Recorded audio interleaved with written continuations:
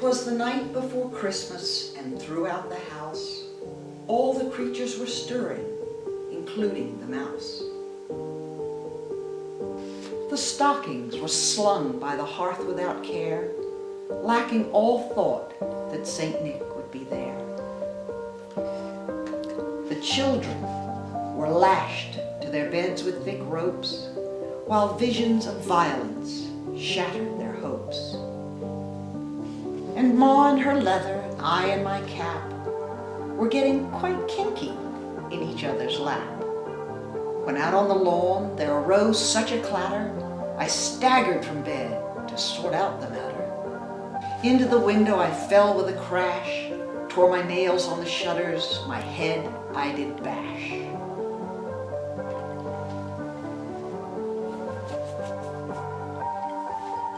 The moon on the boobs of the week-old snow was a foul-looking mess round the objects below, when what to my bleary eyes should appear but a crude homemade sleigh and 8 mangy reindeer. With a bloated old driver so vague and so thick, I knew in a moment it must be Saint Nick. Slower than slugs, his coursers they came, and he bellowed and cursed and spat out their names. Now basher, now lasher, now antlers and nickers, on vomit, on stupid, on goner and prickers. To the top of the outhouse, watch out for that wall. Now slink away, slink away, slink away all.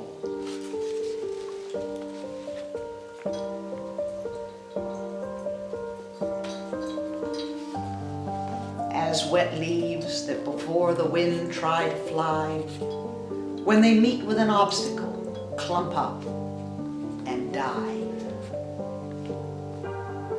So onto the rooftop his coursers they crashed, with a sleigh full of stones and switches and ash. Then to my dismay, I heard on the roof the digging and gouging of each little hoof. As I drew in my head and hit it quite hard, down the flue fell that great lump of lard.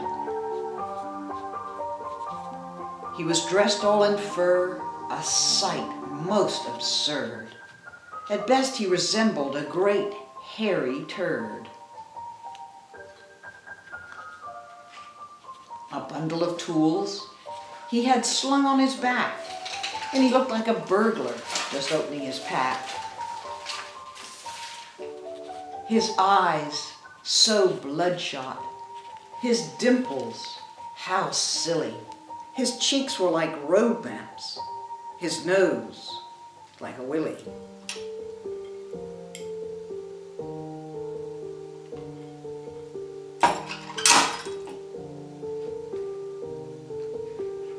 His droll little mouth was puckered up tight, and the crumbs in his beard an abominable sight. A freshly lit pipe made him splutter and wheeze, while the stench of the smoke made me spasm and sneeze.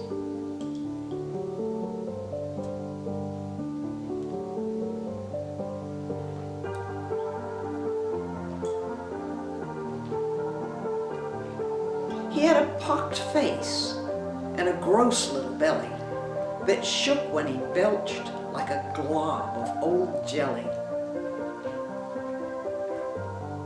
He was fat and revolting, a disgusting old elf, and I laughed at him loudly, in spite of myself. But a glint in his eye and a nod of his head left me no doubt I had reason to dread. He talked on and did little work. Half filled the stockings, my, what a jerk. Then inserting 2 fingers inside of his nose and propelled by a fart, up the chimney he rose. He sprang for his sleigh, tripped and then cursed. The reindeer all quivered, expecting the worst. But I heard him exclaim ere he ripped through the trees, "Let's get this crate home before my ass starts to freeze."